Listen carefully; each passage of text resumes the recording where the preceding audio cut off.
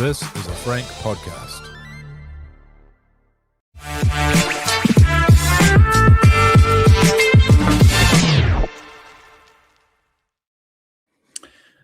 This Warriors Life podcast, game day and Anzac Day, and a very special guest with Will and Brad here. Aaron Whittaker, Warrior number 48, Kiwi number 648, Hawesville Hornets, Riccarton Knights, Canterbury legend, former Illawarra Steeler, two-time reserve grade grand final captain. Hell of a pleasure to have you here, Aaron. It's a long time coming, actually. Welcome, mate. Thanks very much. Thanks for having me. Very much appreciated. Big game tonight against the Dolphins in Wellington. Sell out at the Cape Tin, 35,000, near enough too, by the sounds of it. It should be the third biggest crowd for a Warriors game in New Zealand. Enormous. But 8 hours to go. We thought we'd get a former Warrior. Haven't had a hell of a lot of former Warriors. I think you're the first one that's been brave enough to go live with us, Aaron. So, much appreciated, mate. But we'll give you a bit of a rundown and ask some questions about your career shortly. Now, this is the first. I've interviewed you several times for Canterbury Rugby League stories and that sort of thing. This is the first time we've come face to face, though, for the first time, but it's not the first time ever. I actually came face to face with you back in 2007, and I've been waiting to get you on the pod to try and jog your memory. I don't think you'll remember this, but Brad reckons you will. I was there too. I witnessed this, and this was there. One of the funniest. Yeah, see if you could. This is a ripper, Aaron. I can't believe you're confessing straight away. He might just leave. I should have probably put this at the end in case on bail. But so let's take you back to 2007. Brad and I and a group of mates were up in Christchurch. We were living in Queenstown at the time, I think about 25 or so. Came up for a concert, the band Muse, at Horncastle Arena. We had a bit of a 2-day bender. Actually met Frank Endicott for the first time. Know Frank well now, but this was my first time meeting Frank that weekend. Before I was in the media, so it was very exciting to spend a couple of hours with a rugby league legend. So I was high on life. It was a great weekend. We were celebrating coming out of the concert, but as you well know, Aaron, it is a pain in the ass to get a taxi out of that Horncastle area. So we were resorted to trying to flag down cars to see if anyone would give us a lift. And I came up to your car. It happens, and I spotted you through the windshield. I was like, "Is that Aaron Whittaker?" And I went up, sidled up to your window, and I was like, "Are you Aaron Whittaker, mate?" He's like, "Yeah, I am." And I regaled you with the story. My eyes are rolling around in my head after a couple of big days on the Terps, and I regaled you with a story about hanging out with Frank and thought we were building up a bit of a rapport. You seemed happy enough to meet me, and I rattling off a few stats about my knowledge of your career, and then I said, any chance you could give us a ride into town, mate? And you're like, "No fucking way," and peeled off. I have to say, it's a good option. I wouldn't have given me or Brad or any of us a ride either. But so it's good to finally put that episode, in the past and have a new memory with Aaron Whittaker. He comes screaming across the car park at us, all fizzed up and excited. "I've just met fucking Aaron Whittaker. I've met Aaron Whittaker." I'm all pissed to bits and celebrating. But you might have been my liking. Yeah, I'd say so, mate. I wouldn't have let us into your car either. But you must have just been coming out of a Trots meeting maybe at Addington there, and a bit more respectable than what we're up to. Aaron, you're on the Gold Coast. You're on the Gold Coast now for those that don't know, mate. You've been over there for quite some time, and you give us a bit of a rundown about what life for rugby league legend Aaron Whittaker looks like on the holiday strip there. Been here 17 years now. If I could bottle this weather here and bring it back to Christchurch, I would, and I'd move back in a flash. But loving the lifestyle here. The kids loved it. Just built a brand new 4-bedroom place here in Wurrunggeri. Loving life. I started, I think it was 2010. We came over and I was coaching a young fella, Jackson.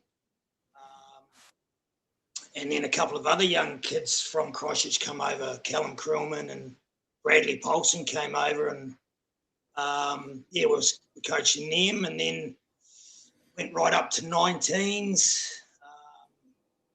and then started refereeing as well. So I was pretty fully immersed in the league scene here, and then got into trainer strapper for our seniors. Our A-grade coach had some quite good A-grade coaches, actually. And our current one is Matty Geyer, ex-Melbourne Storm. Oh, wow. Western Reds, Yeah. Penrith.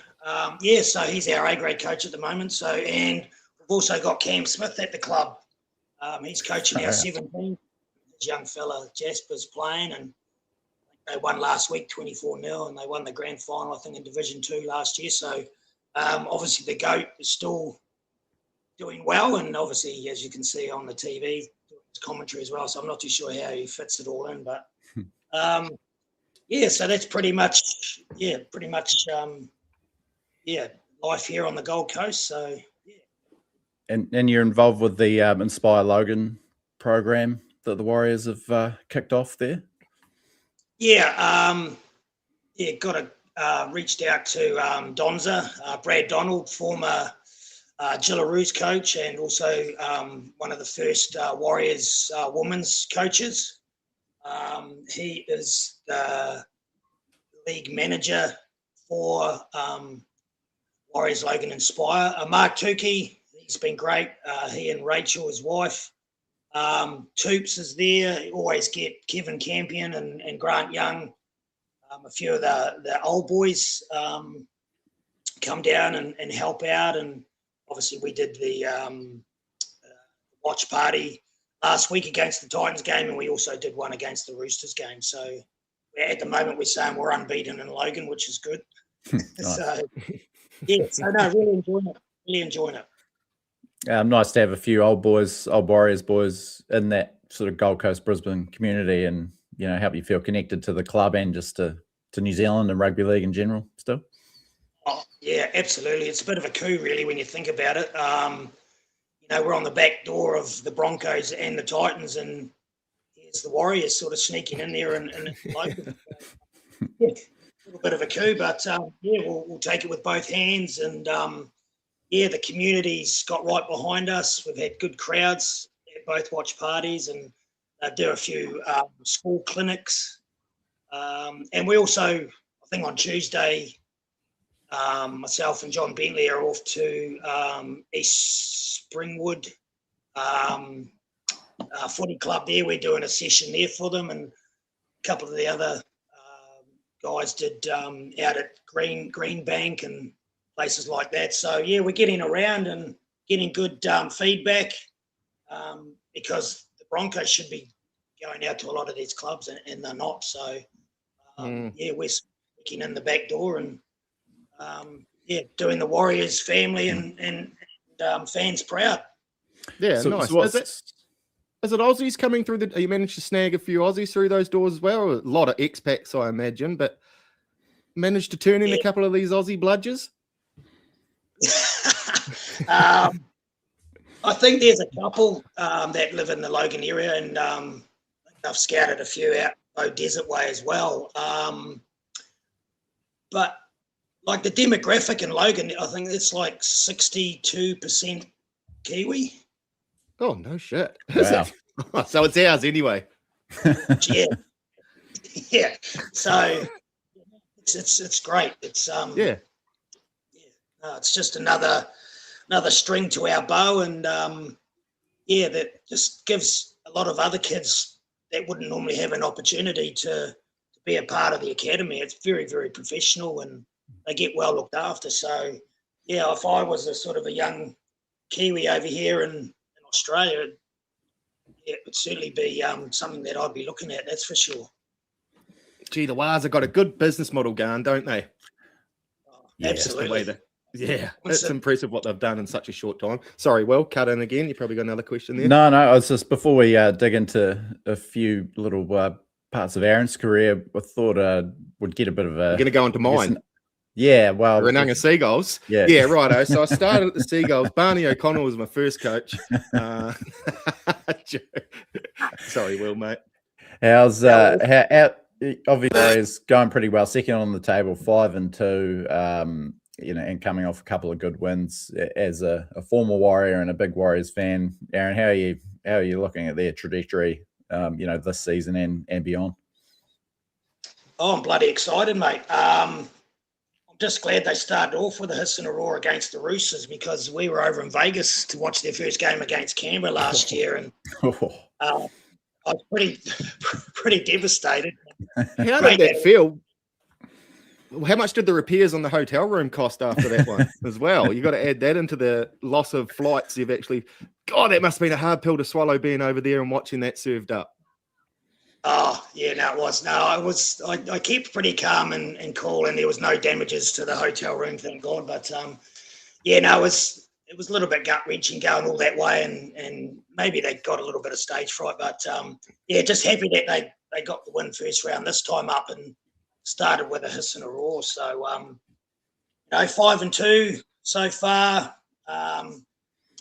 Tough game against the Dolphins coming up, but just for me, I was just a little bit gutted with the Tigers game, because you're at home, and your home is your fortress, and everybody that comes home to Go Media Stadium, we've just got to put them to the sword. And it was tit for tat there earlier on against the Tigers, but they obviously came away with the chocolates at home, which sort of hurt a lot. But and then again the week after, so I think they sort of come back to reality pretty quickly after the 3 good wins on the trot. I thought it was good to maybe have a good look at themselves and that, and they come back well. And I thought their attitude and against the Storm, shone through. And again, tough being away from home, and apparently the stats were against us, and we've broken the hoodoo after 17 games, But I thought, just that mindset that they brought, I think they need to bring that every week, not just, because there's a hoodoo on and we're up against the Storm and things like that. Like, great first 40 against the Titans the week after, like 22-0 or whatever it was. But then we fell asleep, and we can't afford to do that. If we want to be serious contenders for the grand final or, minor premiership, we've just got to have a superior attitude and a superior state of mind, more so than the rest of them. Otherwise, we're going to get kicked in the pants like we did against the Tigers and the Sharks. So hopefully Webby's got them back on track. Just with regards to that second half against the Titans, first half was pretty much near perfect, but again, the mindset, they just slackened off in that second half, I felt. And hopefully we can pick that back up against the Dolphins this day, mate. So Riley Leonard's saying he's loving your voice, Aaron, nice and raspy, bit of Darren Lockyer about it. Got the couple on the windpipe, did you? Just gets it, retirement. Once you get retired, they give you one in the throat and walk you out the door or something. All those years screaming at Fords. You did right. You did right. I tell you what, I'd be a millionaire for, like, I got $1 for everybody that said, "Oh, you sounded like Darren Lockyer." So it was a Warriors game, and I've just gone in to make a tackle, and I've copped an elbow in the throat and just damaged the cartilage. So really? And, yeah. As you said, just barking orders at the forwards, telling them where to go and what to do. Like that. So, it was either that or Winnie Reds. Yep. Good shit.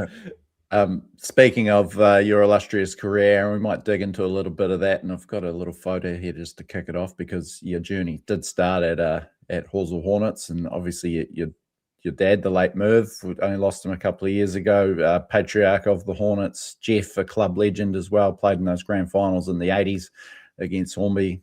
And then yourself came through to, lead the lead the next wave. And look at this fella. Look at him go. That's a good-looking bloke. Nice work. That was a bit of a trademark of yours, that flat top hairdo, Aaron. Now, how did you get it so cubic? Good question. Actually, through many hours, a mate of mine, Walter Wilson, who I played with. In fact, this particular photo, Kelly's Walter's brother Kelly is beside me, because I think the three, Glenn Coughlin. I think we all got the Sportsman of the Year awards. I think Kelly got the juniors, and then Coggy got another one, and then I got the senior one. So but my good mate Walter Wilson, he wasn't really a barber by trade, but he looked after me a few times, and I think one day it took about 2 hours just to get it right. But as they say, you look good, you feel good, you play good. Great stuff. God, the old days when a set of clippers would turn up in the footy changing rooms, the haircuts you used to walk out on those fields with. Absolutely. Yeah. That's not bad going, though. Oh, Walter done you good, bro. You're playing for Canterbury under Frank by that year. I think that was 1990. Scored a try in a famous win over Great Britain here in Christchurch at the old showgrounds. One of the more fascinating elements of your career for me is your year at the Illawarra Steelers, and they were just becoming a force. Sort of went there at a time when they were pretty flush with halves, so not too many top grade opportunities. But what are your sort of standout memories from being there in Wollongong, a club on the rise, a bunch of guys getting selected for Origin, and just being in around that environment around under Graham Murray there, who was the coach? Yeah, absolutely. It was an amazing time. Yeah, as you said, like they had class right across the paddock. Like they had great depth as well. McNeil, or Ginger Miggs, as he was known from the Balmain Tigers, he was there. They had Dale Fritz was there in the halves as well. Johnny Simons was there. In that particular year, he went on to play State of Origin. So it's only 19 as well. Yeah, and I think I helped put the pressure on him. I'll take the and he played outstanding. And that year in '92, like Illawarra, we made the semi-finals. We beat the Broncos, and I think it was the Panasonic Cup back then. We went on. We got beaten in the semi-final against St George 4-0, and we had a couple of tries disallowed. We had a star-studded lineup. There was also Doug Delaney in the halves, ex-Penrith boy. I also had, breathing down my neck, John Simon's younger brother, Craig, Glenn who was a Illawarra junior, who went on to play first grade there. I had great experience there. Guys like Paul McGregor, Rod Wishart, Alan McIndoe, David Riolo, Ian Russell, Chris Walsh was in the forwards, Neil Pincinelli. Neil Pincinelli. I remember that, Dave. I had him about 100 times collecting the old cards back then in the day. You'd always get a bloody Neil Pincinelli in your pack. I've already got 10 of those bastard things. What age were you? What age were you then, Aaron? I would have been 23. Yep. Yeah, because I was 24 when I toured Great Britain and France in '93, and I put it all down to my year at Illawarra. And like most clubs, they want to keep you, but they don't want to sign you for more money. So I just said, no, I'm going back home. But I was the fittest, like, especially Wollongong. I could have easily lived in Wollongong as well. It was by the beach. If you've ever seen shots of Wynn Stadium, and they look at the embankment there overlooking the beach, it was just a great spot. And we did a lot of sand running up the hills and stuff like that. We had Bulleye Pass, which was a great track up the hill. I just came back. I was just so fit, and just came back to Christchurch. That was 93, and yeah, history says it all. With 93, with Canterbury beating Auckland, and 93, Halls will also beat Hornby in the grand final 8-6. So yeah, it was. I would have loved to have stayed there, but yeah, I wasn't going to bust my ass for no extra money, whereas everyone else was, the same sort of thing. So I just said, no, I'm going to go home, and played for Horsell, and made the Canterbury side. And then went on to obviously get selected for the Kiwi. So that was still when you get selected from the Kiwis from provincial, like playing for Canterbury itself. Yeah, it's hard to remember back to those days, isn't it? That it wasn't someone from an NRL team filling out of it. There's about 8 of you in that 93 squad from Canterbury, wasn't there, on the back of that provincial championship win? Stacks of you selected for the first time too. Yep, and you could have counted Brent Todd there as well, but he pulled out late, and that's when Paul Johnson got his opportunity. And I think someone else pulled out, and then Blair Harding got called in as well. So. But we had a possibles probables trial, so I was up against guys like Stewie Galbraith who'd come back from Parramatta, and I had a good game, and I think that helped as well. So we ended up beating the possible side. I think Mark Nixon was in that one as well. Canterbury boys, Logan, and that. So, and our side was coached by Howie Tamati, who ended up going on to coach the Kiwis.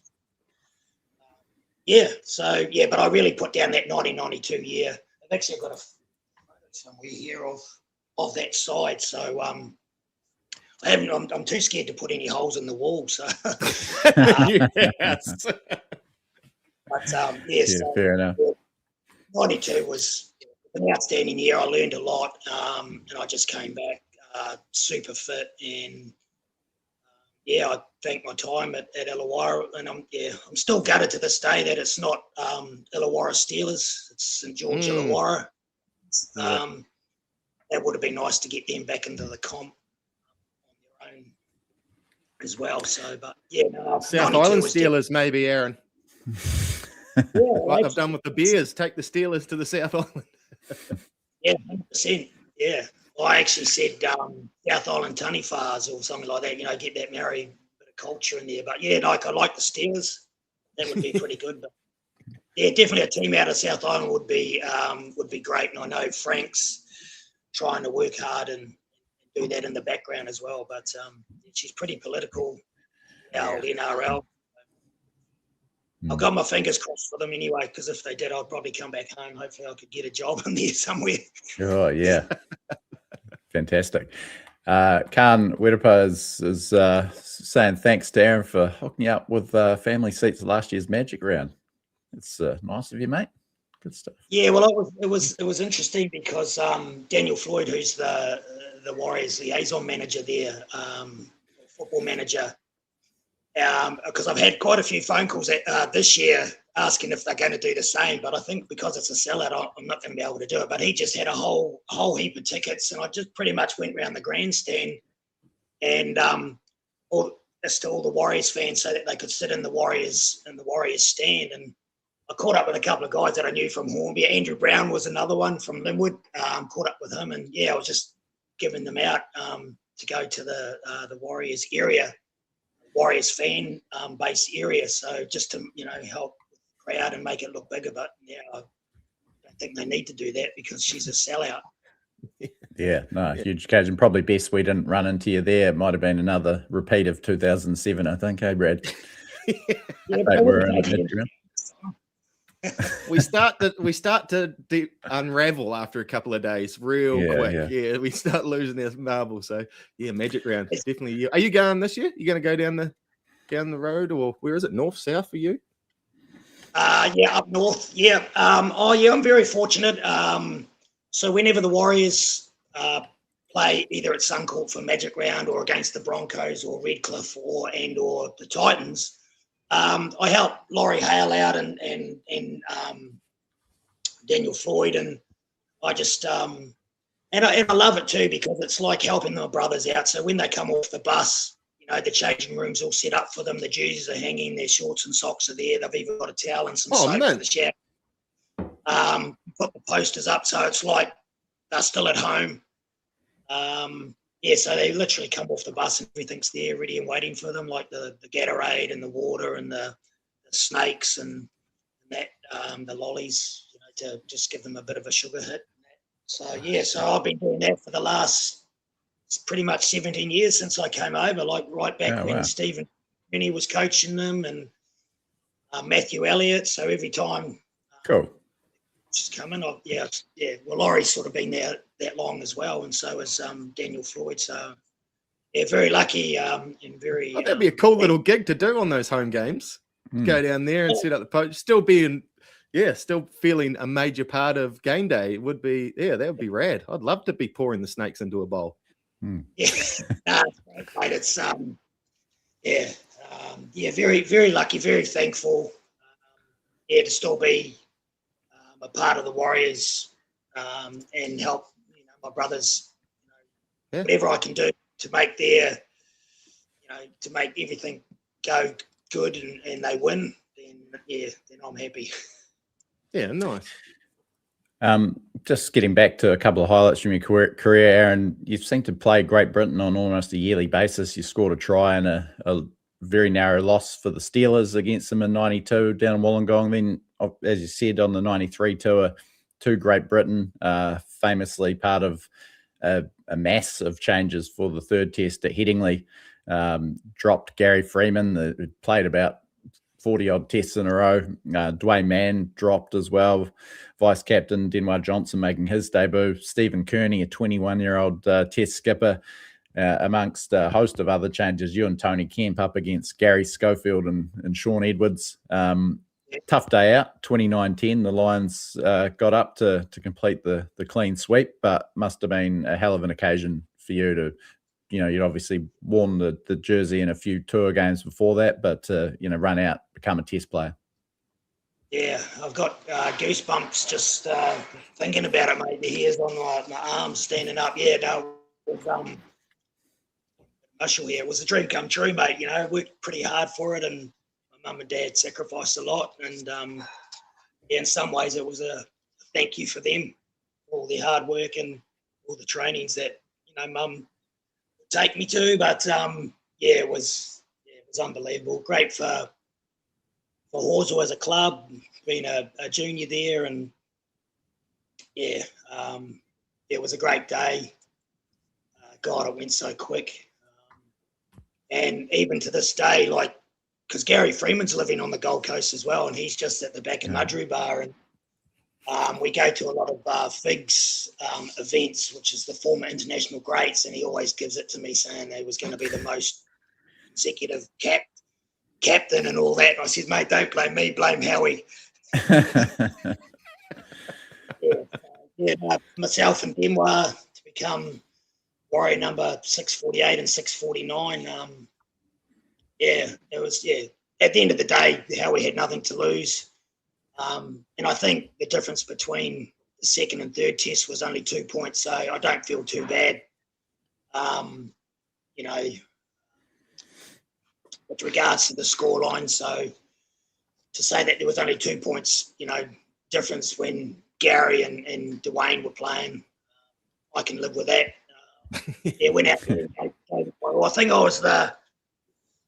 was the highest. Had the highest tackle count for the backs. I think I had 27. So you could see they were targeting me and trying to get me tired. And but again, I think with my fitness that I got at Illawarra and under Johnny Jansen and Graham Murray certainly helped. So, but and to play against the likes of Gary Schofield and guys like that, and Shawnee Edwards, I ended up playing a lot against, both of them. And even on that tour, we played against Leeds and up against Gary Schofield, and I got man of the match that game. So I was pretty chuffed with that effort. And when we beat Leeds 36-6, so yeah, so it was good to be able to, play against great players like that and learn from them and go on and have a career at Wakefield in the UK as well. Yeah, you would have come up against some of those guys again during that season. Then got the contract with the Warriors. That was for 96, wasn't it? So I'm just curious as to how it was, I guess, sold to you. They had Gene Namu, Stacey Jones, and Greg Alexander already on the books. Were you sort of brought back, sort of said to you as a depth kind of half, or obviously you had that close relationship with Frank. He was the reserve grade coach when you came. Was it, you were coming back as a sort of I guess a backup half or someone to provide leadership for those young guys coming through, or were you sort of thinking you'd push for a first grade spot as well? Yeah, good question, mate. Well, I still had another year to go in my contract at Wakefield, and I got out of that a bit earlier. Obviously, the opportunity to play at the Warriors. Watching them in 95 and the opening match against the Broncos, it was like, I'd love to be a part of that. So I spoke to Frank, and I think it was really, first and foremost, it was probably depth in the halves and at hooker as well. They had Dwayne Mann and Sitter, who I played junior Kiwis with. Sorry, not junior Kiwis, Kiwi Colts with. So we always had a bit of banter with each other and put pressure on each other. But, a little bit of depth, but also to Shane, Endicott, and myself, pretty much there to help the young ones coming through. Like, they had the rookie scheme going, and we had the Colts as well underneath it. So it was a matter of teaching them the ethics of being a professional player, being fit, being super fit. And we had guys like Monty Beaton coming through, Ali Lautiti, Henry Farfilli, David Solomona, guys like that coming through. So awesome. To pass that knowledge on to them, and they've gone on and made their own career as well, but just to pass those important pieces to the jigsaw puzzle, I think would have helped them along the way. And I always had a dream of wanting to get my debut and have a crack at first grade, and I didn't really get too many games there to start with, but then in 98 I ended up going back home, back to Horswell. But then I got the call up from Frank. They had quite a few injuries. I think Gene Namu was injured, Sideru was injured. I think Shane Endicott might have been injured as well. And so I got the call up to go back. And I was playing club footy. I got the okay from Stokesy to go back up. It might have been Phil Prescott then. To go back up, and it was only supposed to be for 4 weeks. They said, we'll give you a couple of grand a game. And I thought, geez, hey, that's good. Boy, now we're drilling. Yeah, sure, yes, please. But I ended up being there for about weeks. And in that patch, we had a really good streak of wins. I think the first game was against Newcastle, at Newcastle. So that was that was interesting because there's obviously Andrew Johns and co.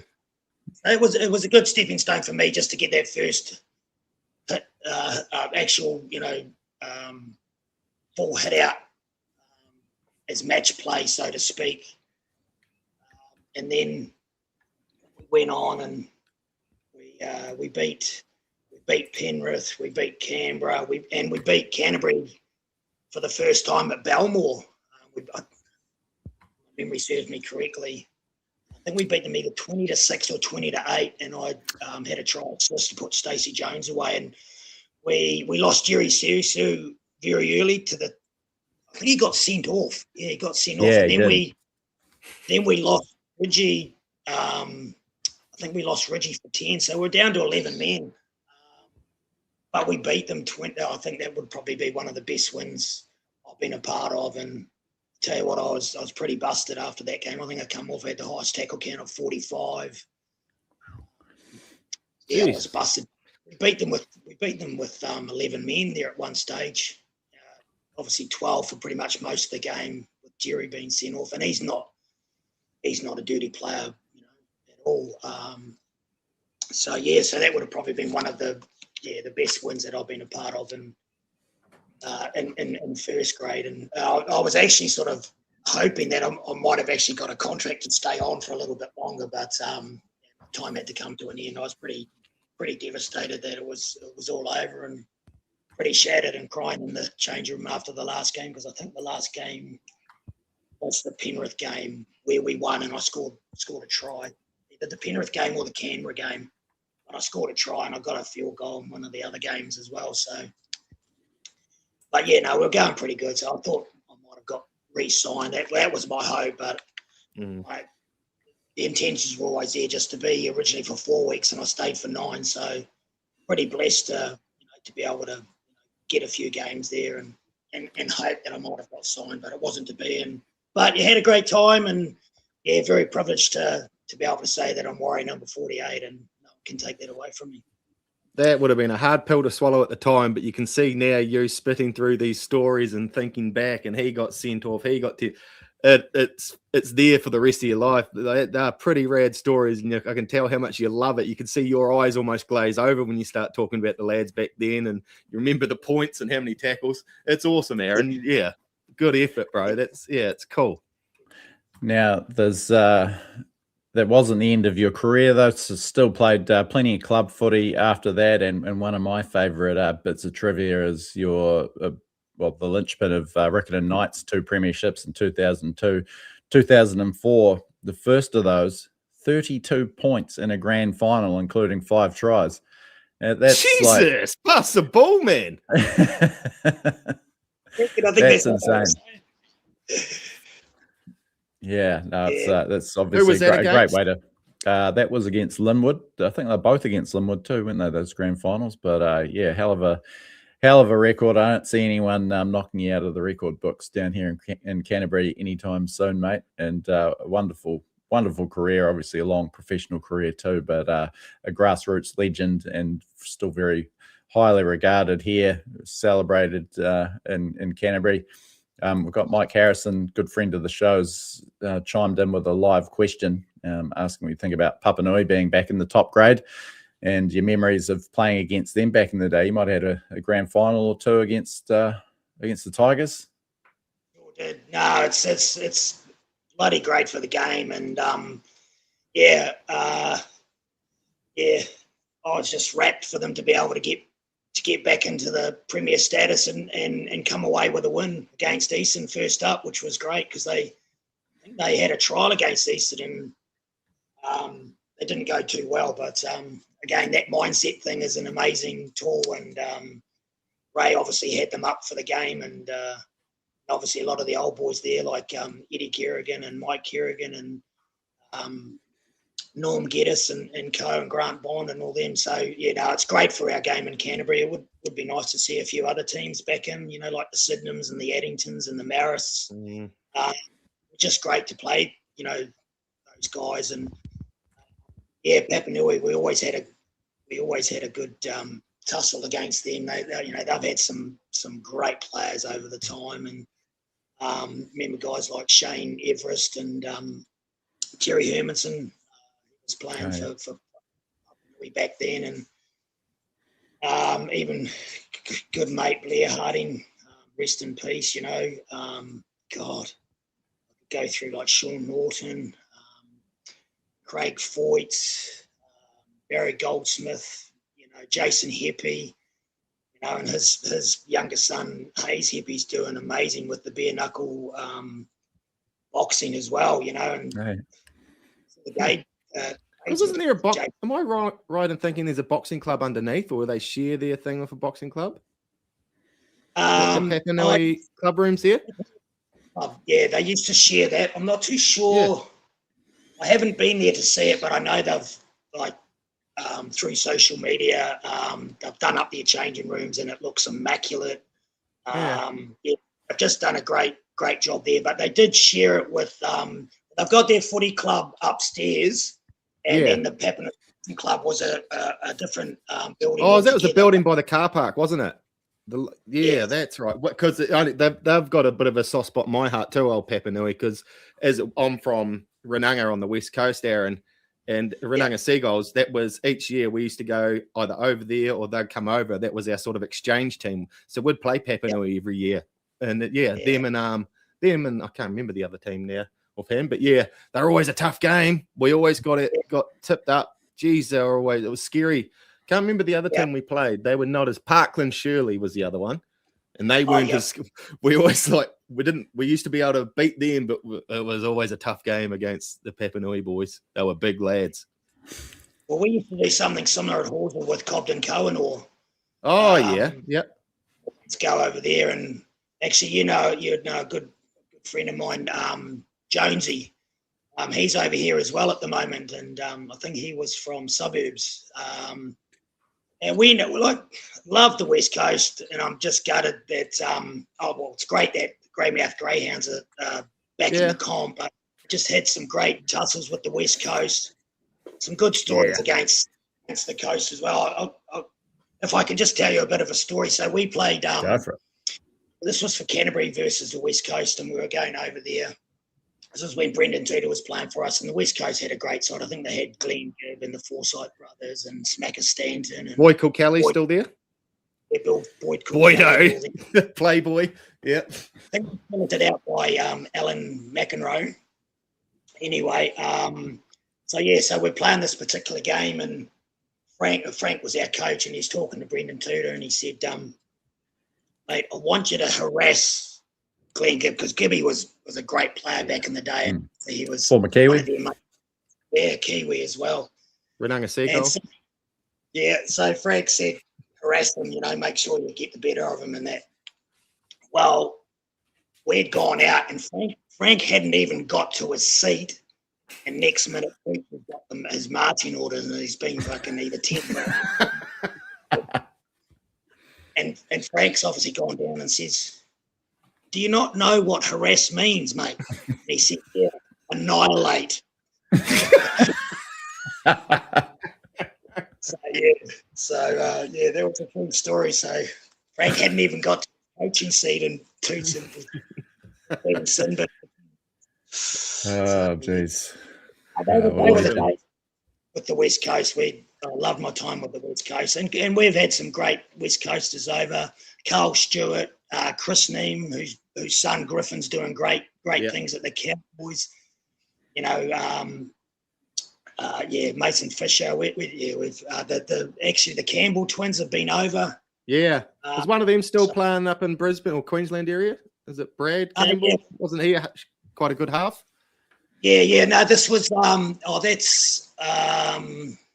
I'm talking about Glenn and Sue Campbell's boys, Tom and Jack, the twins. They were playing. Yeah, they were playing here in Currumbin.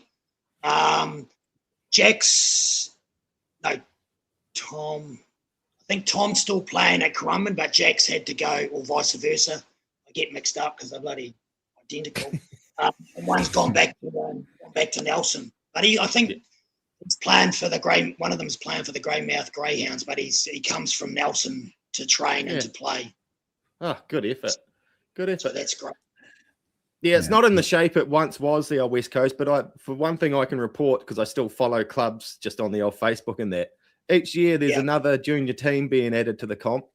Kids are slowly filtering through, and it's going, we just need, obviously, the economy to do a little bit better for the coast to get back to where it really could be. But clubs are growing very slowly, but there's growth again. It's good to see.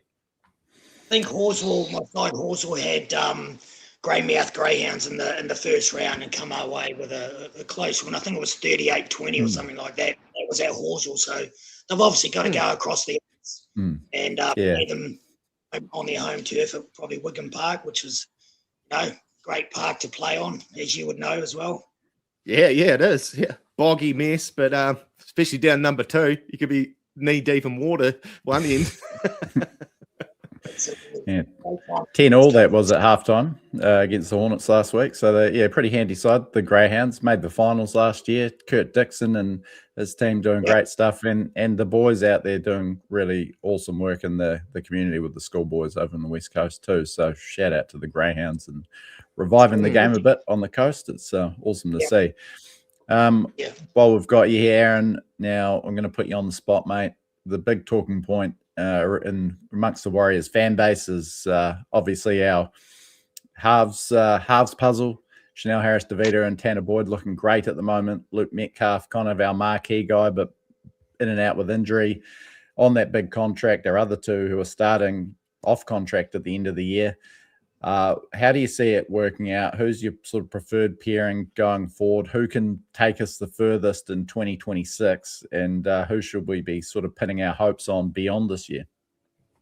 Isn't it great to have some depth? Far out. Great question. Great question. I was quite happy that they kept with Tanner Boyd and CHT. I think they actually partner up really, really well. And I liked Tanner Boyd when he was playing for the Titans, mate. I couldn't believe the Titans actually let him go along with their and obviously Cam Pereira. So it was pretty much a bloody Titans v Titans game.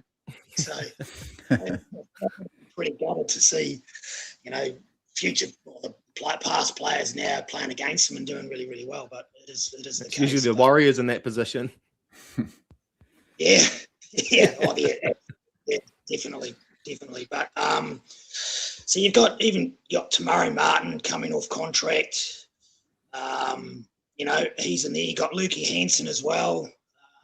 Yeah, I do love Lukey Met, but at the moment, I think I probably would have brought him back through New South Wales Cup just to give him a bit of game time rather than putting him straight in. And obviously, with him having that hamstring scare, he obviously wasn't quite ready. So I think maybe he should have gone down to New South Wales Cup rather than come straight back. And I know he's got the price tag and stuff like that, but sometimes you've just got to go back to reserve or New South Wales Cup to come back through. But I'm liking the pairing of Tanner Boyd and CHT. Yeah. Which of the young fellas do you like the look of coming through? Where are you looking future-wise? Yeah, but it's great to have a bit of competition, and competition's good. And I did have a few notes written down here because you've got the likes of, you've got Jet Cleary coming through. Obviously, I mentioned Luke Hansen a minute ago.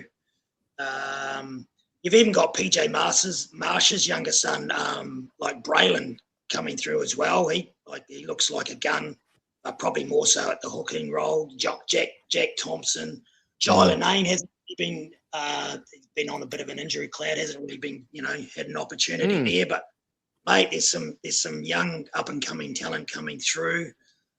Harry Inch in the mix too. Yep. Yeah. Harry Inch.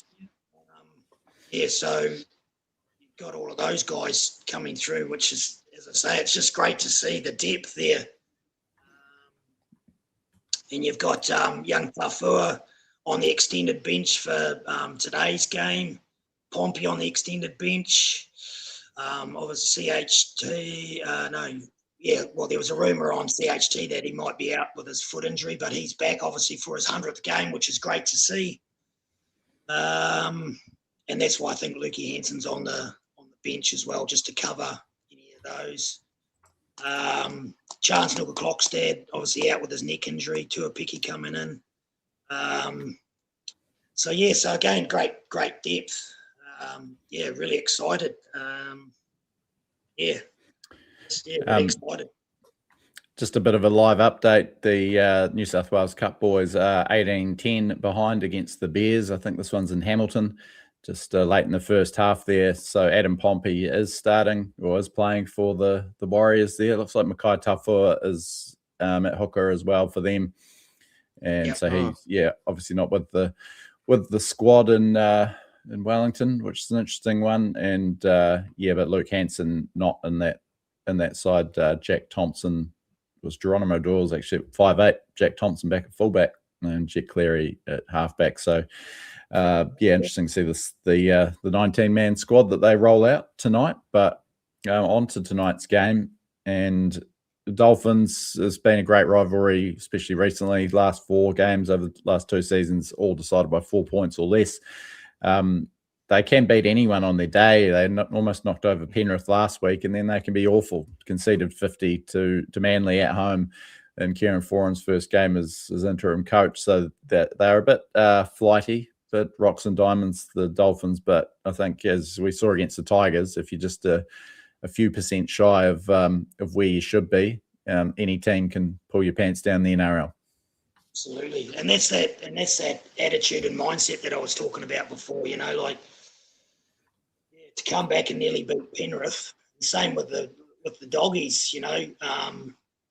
Beating Penrith and then losing the next 2 games. It's a team that turns up and they've got that right mindset and that right attitude. Look at the Parramatta game. Like, who would have thought that? Holy dude. Yeah, that was a great game.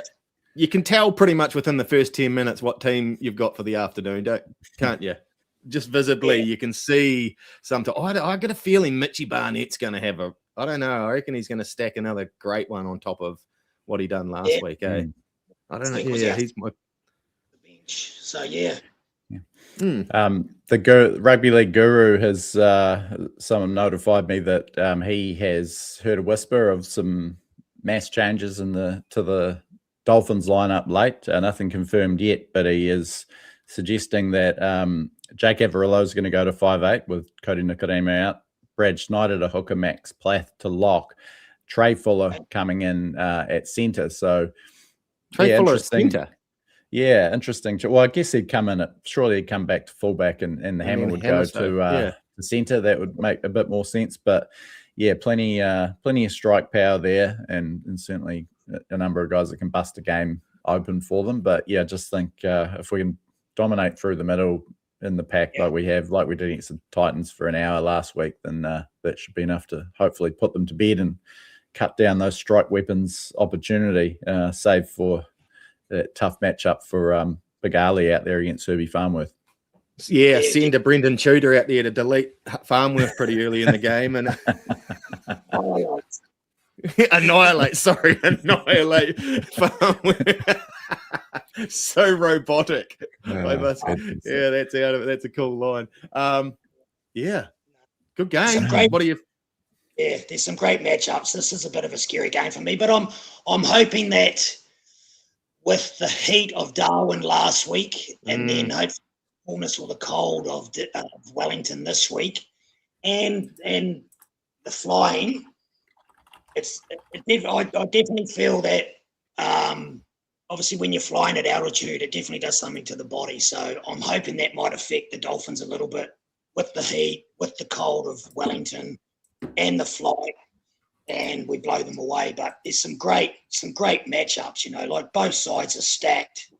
That'll be interesting if Averillo goes to 6, because they had Schneider originally there, the ex-Penrith player.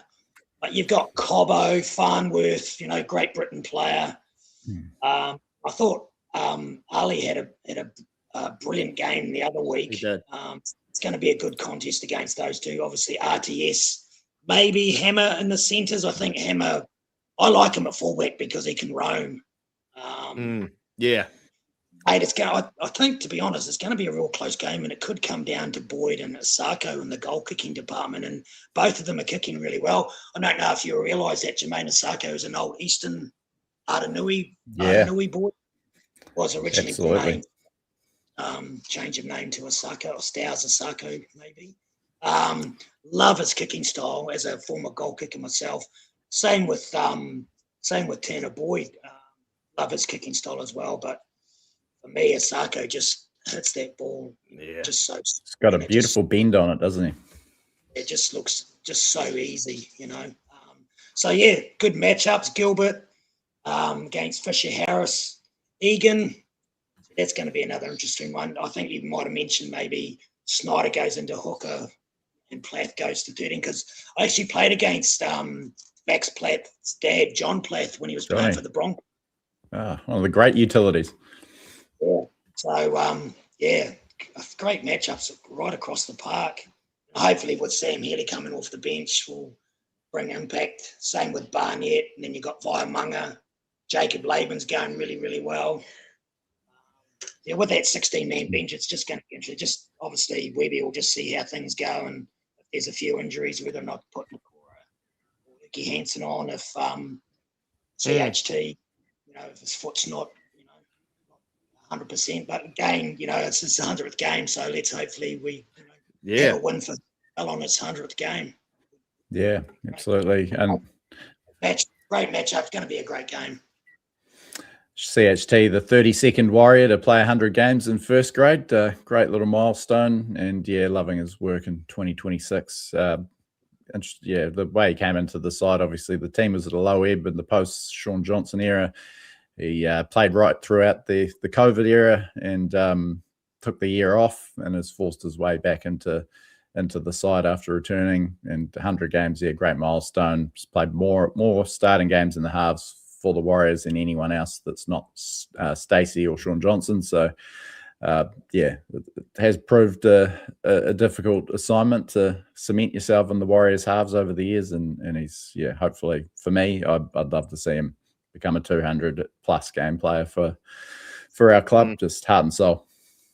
Yeah, definitely. It was interesting, like with him having a sabbatical for a year and coming back, obviously just wasn't right. And for him to, take that year off, you got to applaud that. And he's come back just bigger and better. And, and to get 100 game under his belt, you got to take your head off to him. Absolutely. Okay, boys, it's time for a prediction as we look to wind it up.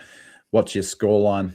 What do you got? It's a bit of a weather update, Brad, and I'm stepping on your toes here, mate, but 13 degrees, bit windy, so those are real hometown conditions. What do you reckon? Is it going to be, we're going to blow them away, or are we going to have to grind it out?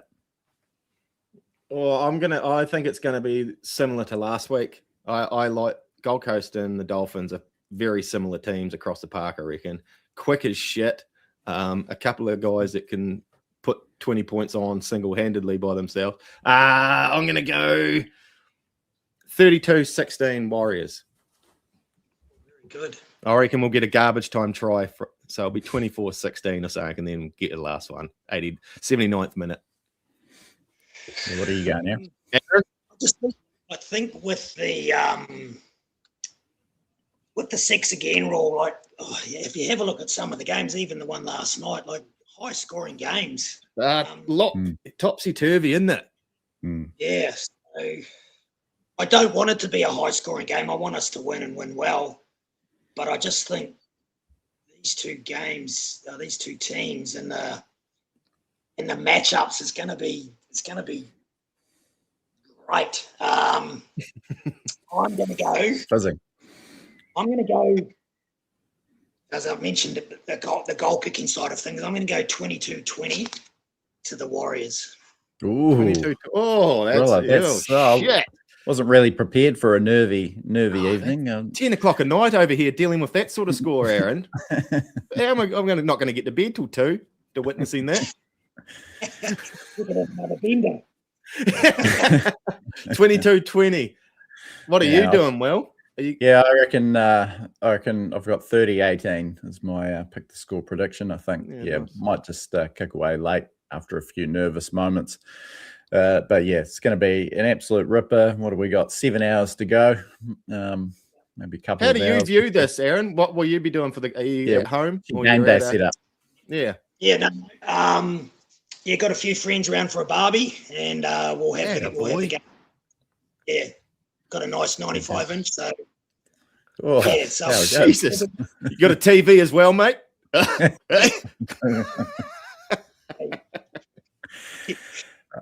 We better let you go and prepare your hors d'oeuvres and get the game day set up underway, mate. I don't know if Tracy is up for Brad on oysters, but let's not make this the last time you're on our show, Aaron. This has been awesome, and I think you and I could happily sit here and watch you and Will get stuck in the weeds talking about old games. I love sitting back and watching these yarns. I myself aren't too much of an intellect, but I have the passion and love for the game, and this has been awesome, mate. Thank you very much. Thank you, guys. Much appreciated.